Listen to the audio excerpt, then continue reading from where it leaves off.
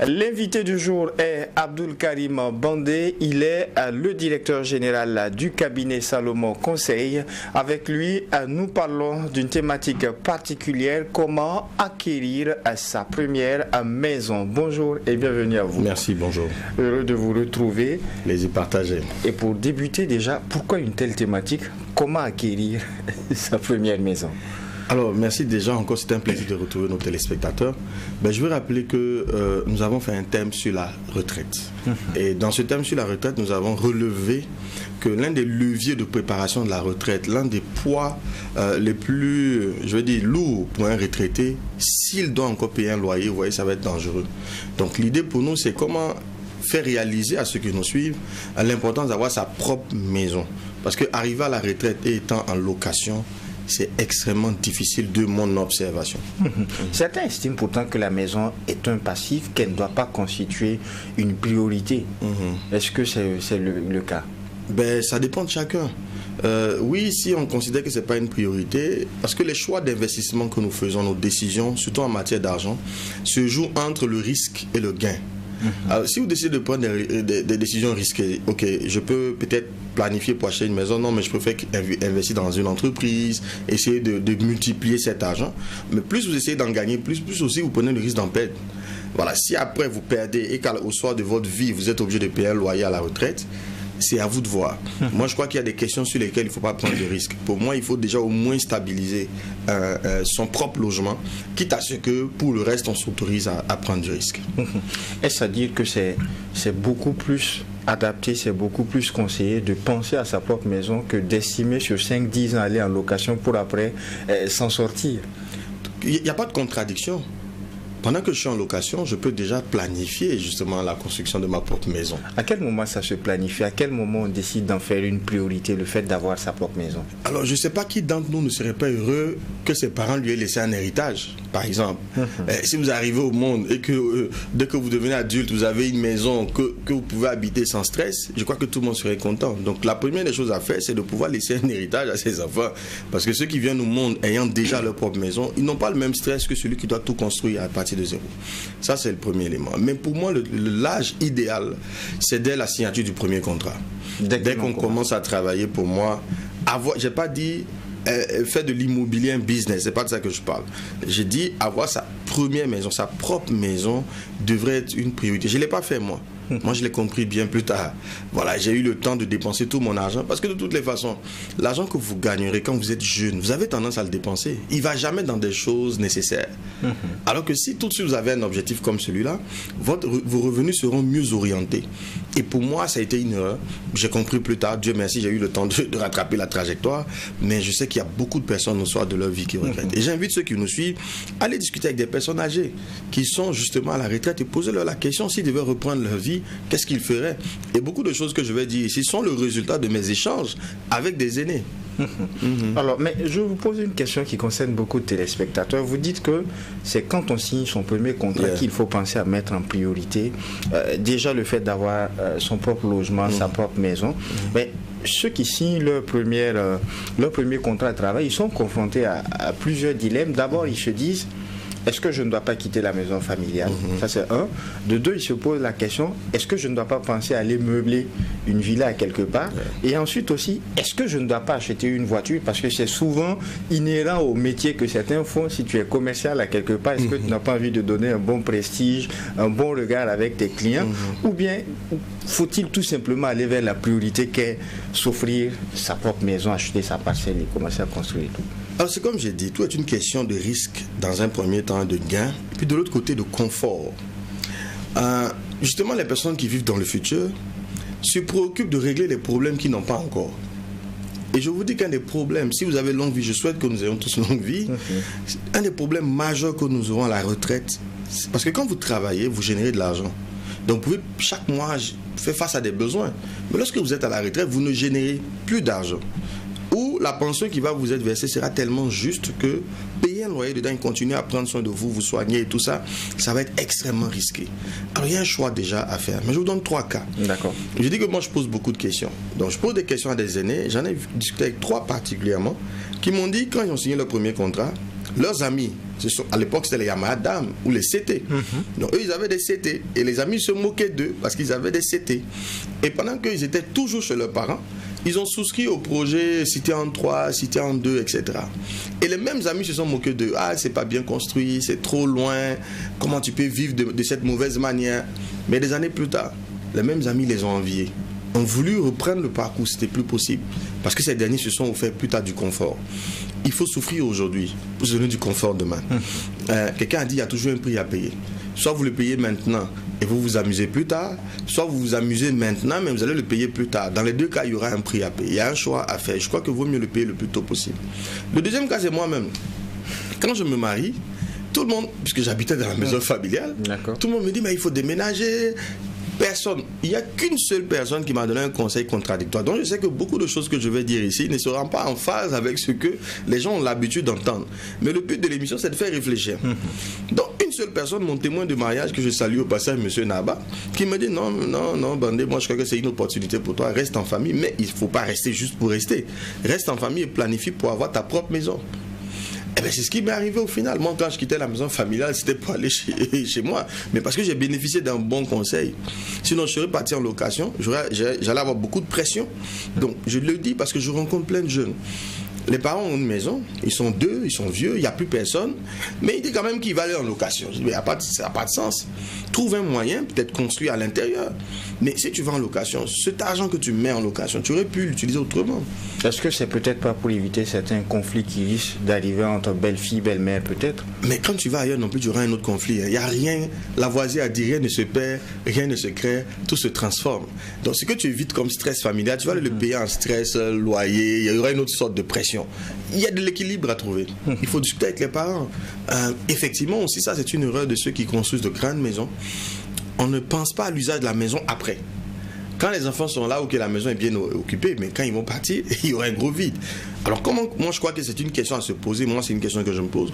Comment tu construis la maison de sorte que plus tard, elle puisse être habitée par les enfants? Moi je veux que mes enfants vivent avec moi, ça fait partie de mes projets. Comment elle peut être habitée? Ils ne doivent pas chercher leur propre maison. Non, ils vont avoir leur propre maison, mais avoir sa propre maison, pas dire ils vont vivre avec moi. Au village, là, les maisons sont collées, non, les gens vivent ensemble. Et je connais des modèles, hein. Moi j'ai mon bailleur, un de mes bailleurs là, dans nos entreprises, qui a toute sa famille qui vit chez lui, hein. Ses enfants construisent des maisons, mais intelligents de partir, ils vivent là, dans la même maison, sur le même site. Mais la maison est organisée pour qu'ils aient leur intimité. Donc on peut organiser son plan, de sorte que plus tard les enfants, même s'ils vivent là, d'accord, ils ne sont pas obligés de vous croiser tous les jours. Non, chacun a son espace. Et donc, mais on est sur le même site, un peu comme au village, quoi. Il y a la case principale et puis tout autour, les autres familles se construisent. Et c'est pour ça que les gens pouvaient vivre longtemps et en bonne santé. Tous tes enfants sont partis, tu es tout seul comme un sorcier, ta femme et toi. Moi, je refuse cette vie, hein. Non, franchement, j'y travaille. Moi, mes enfants doivent rester là, quoi, avec mes petits-enfants, que je puisse en profiter aussi. Voilà, ça fait partie de mes objectifs. Après, c'est pas forcément ce que tout le monde veut, mais je vois beaucoup de gens qui regrettent justement d'avoir des enfants loin d'eux. Moi, j'assume, je ne veux pas que mes enfants et mes petits-enfants soient loin de moi. À moi de créer l'espace pour que ça puisse se faire. Est-ce que cette priorité ne dépend pas aussi du corps de métier dont je parlais tout à l'heure? Quand on prend un exemple d'un commercial ou de quelqu'un qui ouvre sa boîte et qui a besoin d'aller au contact de la clientèle et qui a besoin de paraître, d'inspirer la confiance. C'est une illusion. Et pour qui la priorité ce serait de se prendre un véhicule pour pouvoir avoir plus de marché et avoir de l'argent pour J'entends ça tout le temps. Et encore est-ce qu'il ne faut pas revenir sur la réalité aujourd'hui où on sait les textes ont changé, les choses ont beaucoup évolué aujourd'hui. Quand vous prenez une parcelle sur 5 années, lorsque vous ne l'exploitez pas, eh bien il y a des charges qui s'augmentent, il faut payer. Est-ce que finalement il ne faut pas se faire assez d'argent pour ensuite aller investir quand on a un corps de métier qui appelle à paraître un peu plus? Ça fait beaucoup de questions. Mais je reprends la première et puis j'espère que je ne vais pas oublier la deuxième. Non, moi je suis entrepreneur, j'ai été commercial. C'est une excuse. Franchement, c'est une excuse. C'est justement ce souci de paraître qui influence. Bon, prenons nos commerçants là, les Ladji là. Tu l'as déjà vu sur une grosse voie, dans une grosse voie. Ils sont souvent à moto, mais ils font plus d'argent que le soi-disant commercial qui croit qu'il a besoin d'un costume et d'une voiture. Non, ce dont on a besoin, c'est la relation de confiance. C'est pas vrai. En tout cas, moi, j'y crois pas. Pour ma propre expérience, je n'y crois pas. C'est une charge, au contraire, qui va vous mettre la pression. Et je donne l'exemple d'un ami un jour. Il me dit, j'ai de l'argent. J'ai eu de l'argent, je vais acheter une voiture. Qu'est-ce que tu en penses? parce qu'il est dans le showbiz, il est connu. Je dis, tu vois, je te donne les 3 choses qui t'attendent. Si tu achètes la voiture, tu auras une assurance extérieure. C'est-à-dire que quand les gens vont te voir, tu vas marcher fièrement et tout, mais intérieurement, tu auras chaud. Parce que payer une voiture, par exemple, de 3 millions ou de 4 millions, c'est-à-dire au bout d'1 an ou 2, tu es toujours chez le mécanicien. Parce qu'elle n'est pas en bon état. Donc elle va te coûter. Ton meilleur ami sera les mécanos et les pompistes. Le carburant, ça boit comme un âne. En même temps, il faut la réparer tout le temps. Donc tu vas dépenser énormément d'argent. Donc devant les gens, tu bombes la poitrine. Mais intérieurement, tu es inquiet même de démarrer ta voiture parce que le carburant qui est là va être compliqué. Mais si tu achètes une maison, tu n'auras pas l'assurance extérieure. Quand les gens vont te voir, ils vont se moquer de toi-même. Ah, comment ce gars, il a la moto. Mais tu auras une assurance intérieure. Une paix que seule la possession d'une maison peut donner.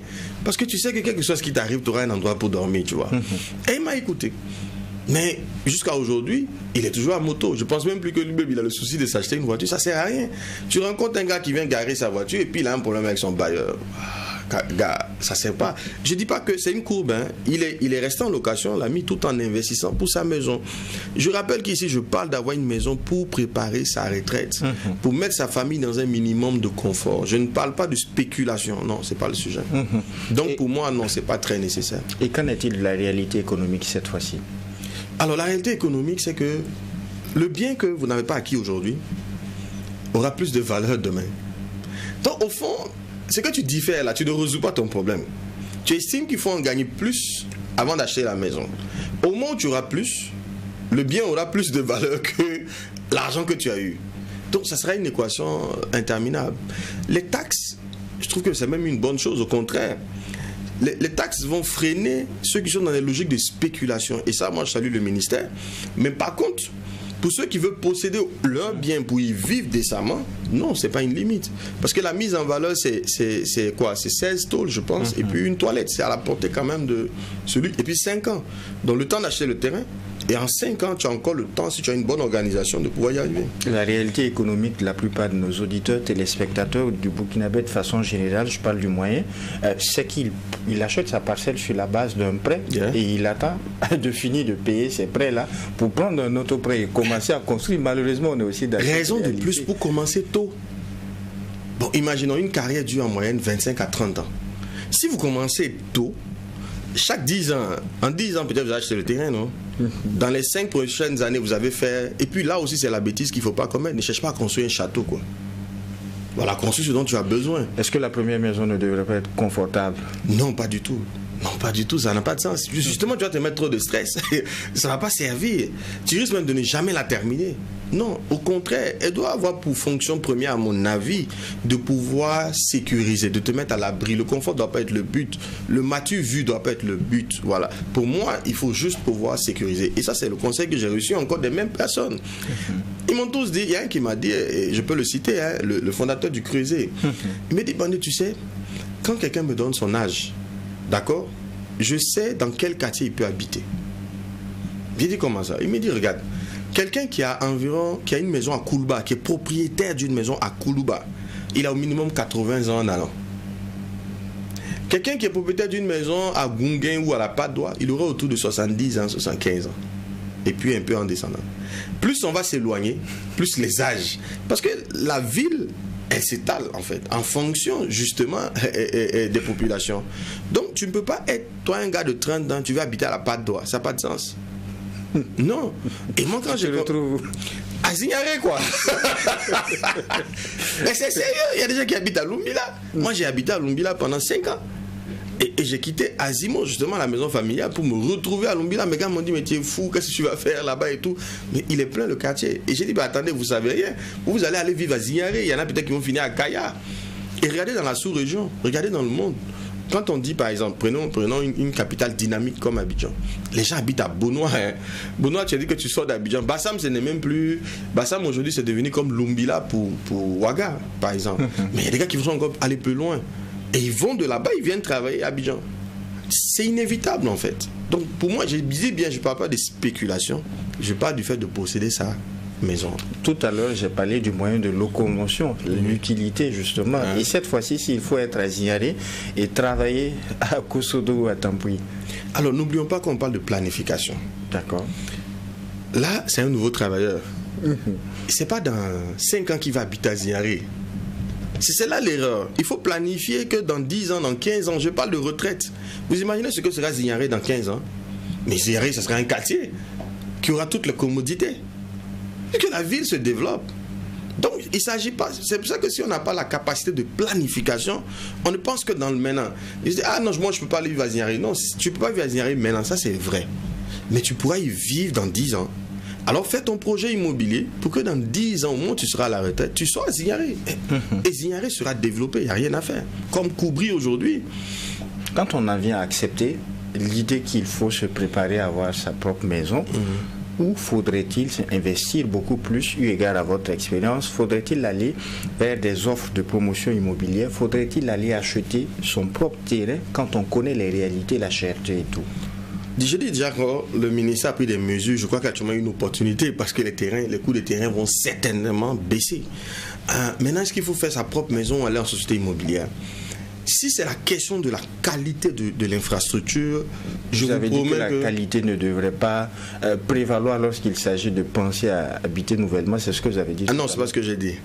La qualité, si je parle de la construction. D'accord. Effectivement, beaucoup s'inquiètent que si je vais en société immobilière, la construction ne soit pas bonne. Vaut mieux le faire moi-même. Mais je vous rassure aussi que si vous le faites vous-même, parce que vous n'êtes pas un spécialiste, ce que les ouvriers vont vous montrer, vous n'allez jamais oublier ça de votre vie. Donc le risque, il est quasiment le même. Moi, je crois que peut-être qu'il est même plus prudent si on n'a pas le temps de suivre les travaux et qu'on n'y connaît rien. Il est peut-être même plus prudent d'acheter une société immobilière, la plus petite possible, et après, tranquillement, la modifier. Parce que aller de soi-même, je vous assure que vous pouvez ne jamais terminer. Parce que dans le milieu, si vous n'y connaissez rien, vous pouvez être victime de... on peut vous faire un mur qui ne va pas tenir, des fissures qui peuvent tomber, des fondations qui ne sont pas du tout bonnes, parce que ça demande vraiment d'avoir une certaine expertise. Autrement, vous allez devoir payer un prestataire et la maison peut vous revenir beaucoup plus cher. Donc il y a un équilibre à trouver. Je crois qu'il y a des sociétés immobilières sérieuses. Et vu le contrôle aujourd'hui que le ministère fait, il y a une amélioration nette, en tout cas, de mon point de vue, de ce qu'ils font comme travail. L'importance d'échanger avec vous les lundis dans le cadre de cette émission, c'est que ça permet aux auditeurs et téléspectateurs d'entendre des choses qu'ils n'ont peut-être pas envie d'entendre et qu'ils ne savent pas. Aujourd'hui, quand vous regardez de façon générale la jeunesse, est-ce qu'il faut une bonne utilité des premiers contrats quand on regarde ce qui s'offre après? Absolument. Beaucoup sont en société minière, d'autres sont justement dans leur propre compte. Est-ce qu'ils font un bon investissement? Mais oui. Moi, j'ai dépensé 100% de mes revenus au départ. Parce qu'on est jeunes, on s'est dit, bon, quand j'ai commencé à travailler, je vais rattraper ce que je n'ai pas pu faire. Donc, on a tendance à dépenser 100% de ses revenus. Mon dernier contrat avant que je passe entrepreneur, je pouvais avoir 500 000 francs par mois. Mais je n'avais aucune charge, ni femme, ni enfant, ni loyer à payer, tout ça. Mais ça ne me suffisait pas. L'argent était fini avant la fin du mois. Il a fallu apprendre cette discipline de ne pas dépenser. C'est donc dire qu'ils ne font pas un bon investissement alors. Mais pas du tout. Je dis qu'il n'y a aucun... Tout va en dépenses. Ils peuvent dire ce qu'ils veulent. Prends ton budget. Chacun peut prendre son revenu. Et puis il fait le point de tout là où son argent va. Mais il n'y a rien de bon là-dedans. C'est de payer des chaussures, des habits, d'aller manger, de boire. C'est des trucs comme ça. Mais ça, tu vas payer ça plus tard. Là, tu es en train de t'amuser. Tu vas payer plus tard. Il y a une discipline à avoir. Il y a une partie de son revenu qui doit être placée absolument en investissement. L'autre problème, je me permets de le dire, c'est les familles. Quand tu commences à travailler, tu as toute ta famille qui commence à te découvrir. Et si tu n'as pas l'humilité de te cacher, tu n'as pas la stratégie de te cacher, tu deviens le gars à qui on explique tous les problèmes de la famille, mais tu ne vas jamais t'en sortir. Avant, il faisait comment quand toi tu ne travaillais pas? Dès l'instant que tu apparais, tu es devenu la solution des problèmes de tout le monde. Non, si tu as un ego et que tu ne sais pas t'effacer, non, tu t'en sortiras pas. Alors que vaut mieux que tu sois solide financièrement, que tu aies investi pour pouvoir aider les autres dans la durée. Mais si tu te retrouves le 10e pauvre au milieu des 9 pauvres, mais attends, tu rends service à personne et les mêmes riront de toi demain.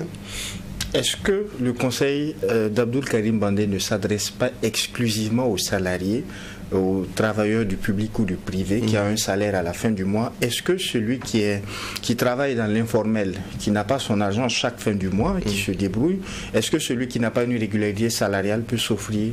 Mais d'ailleurs, même j'ai lui-même qui a tendance à penser au futur. Tu sais, le salaire a ce problème-là. Tu as l'impression que ça ne va jamais finir, puisque c'est garanti. Tu n'as pas d'inquiétude.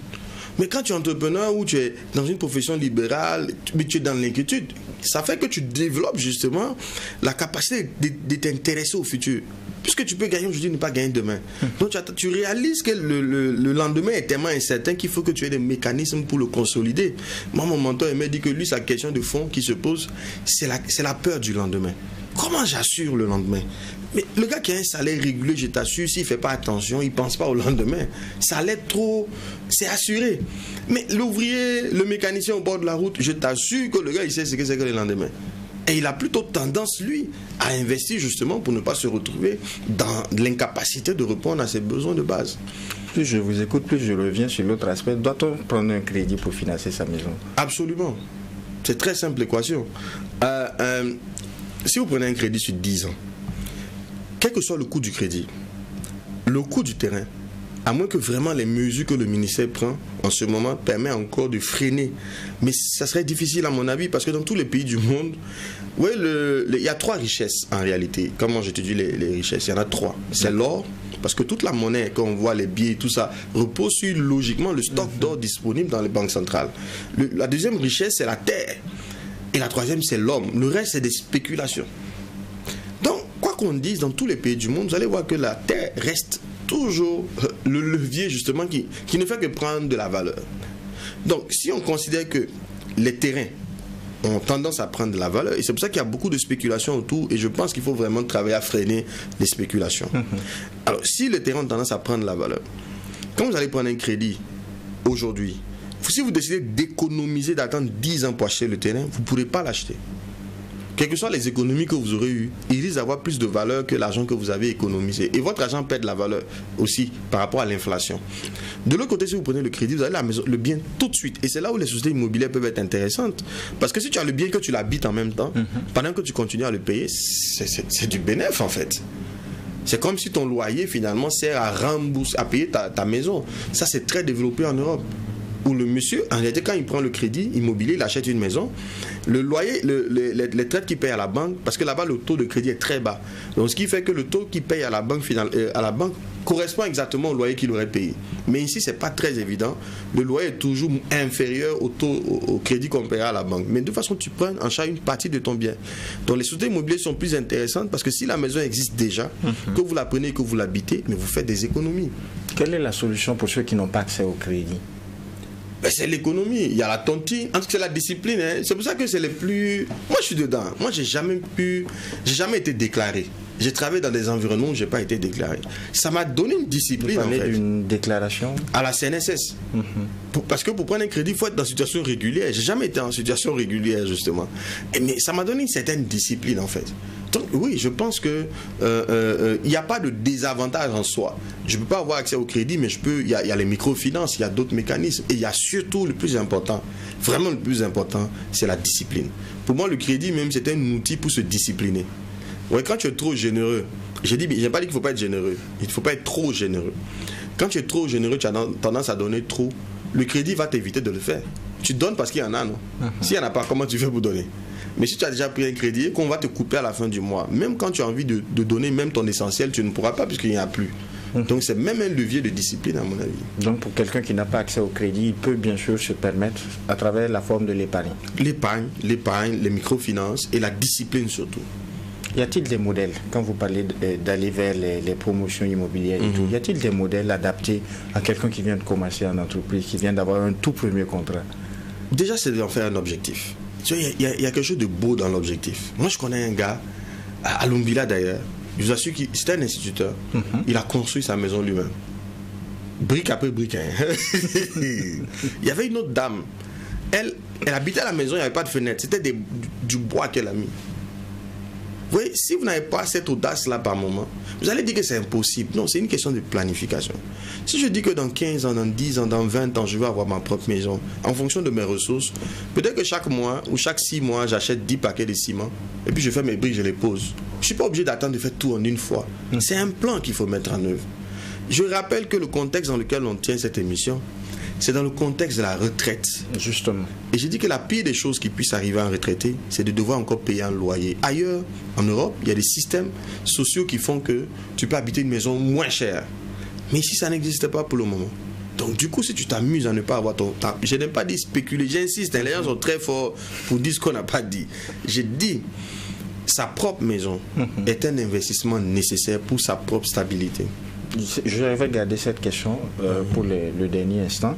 Est-ce à dire que vous rencontrez aujourd'hui des retraités qui regrettent de n'avoir pas misé sur leur première maison dès la signature de leur premier contrat? J'en connais pas beaucoup. J'en connais presque pas. Peut-être ça dépend aussi des environnements que je fréquente. D'accord. J'en connais pas. La plupart ont eu ce souci. Parce que nos aînés aussi n'étaient pas comme nous. Ils avaient une sorte de discipline. Les loisirs que nous, on s'offre aujourd'hui aisément, là, nos parents n'ont pas eu trop ça, je crois. C'est plutôt nous qui avons cette tendance à vouloir vivre, puis qu'on a accès à Internet et tout ça, à vouloir vivre selon d'autres modèles. Mais sinon, au Burkina Faso, en général, ça existe plus en Côte d'Ivoire. Là, tu as plein de gars là, qui ont passé la vie à bien vivre, à vivre pratiquement dans leur véhicule et tout ça, et puis au soir de leur vie. Mais ici, c'est rare. Ça commence à venir plutôt ici. Quel serait votre dernier mot de fin, Karim Bandé? Encore, c'est d'encourager. Quand on vient ici, c'est de pouvoir faire réfléchir, c'est d'envoyer des questionnements. On n'a pas la réponse parfaite, mais au moins, c'est d'inviter nos téléspectateurs à se poser les bonnes questions. Et puis, soyez heureux. Merci à vous. Merci Abdoul Karim Bandé. Je rappelle que vous êtes le directeur général du cabinet Salomon Conseil. La question a été posée une fois. Où se trouve le cabinet Salomon Conseil? Au sein de... En fait, c'est plus ou moins... C'est complexe, comment je vais vous dire. Si vous arrivez à l'IST Ouagadougou, ce serait plus simple, voilà, de pouvoir prendre la tâche avec nous. Parce que c'est plus facile de retrouver IST et UBS Ouagadougou. D'accord, merci à vous. Également, merci à vous, auditeurs et téléspectateurs des médias leaders True TV et Watt FM. Ainsi se referme donc ce premier numéro du Déj Matinal Info. En attendant de vous retrouver, Dieu voulant, pour un prochain numéro, non seulement portez-vous bien, mais aussi et surtout que Dieu bénisse le Burkina Faso. Au revoir.